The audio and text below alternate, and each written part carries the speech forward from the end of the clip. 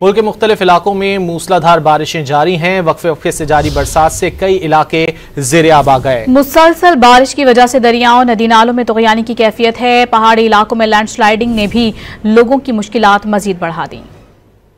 बारिश बारिश और सिर्फ बारिश। मुल्क के मुख्तलिफ इलाकों में मौसलाधार बारिशें, कई शहरों में रिहायशी इलाके भी ज़ेर-ए-आब आ गए। दरियाओं की सतह बढ़ने लग गई। इस्लामाबाद और रावलपिंडी में गुज़िश्ता दिनों की शदीद बारिश के बाद इमदादी काम जारी है। लाहौर में मौसलाधार बारिश से नशीबी इलाके ज़ेर-ए-आब आ गए। शदीद बारिश से मामूलात जिंदगी शदीद मुतासिर है। पानी घरों में दाखिल होने से कीमती अशिया खराब हो गयी। शहरियों को शदीद परेशानी का सामना है। महकमा मौसमियात ने लाहौर में आइंदा चंद घंटों में मौसलाधार बारिश की पेशगोई की है। डिप्टी कमिश्नर लाहौर का कहना है कि अर्बन फ्लडिंग से निपटने के लिए तमाम इंतजामात मुकम्मल कर लिए।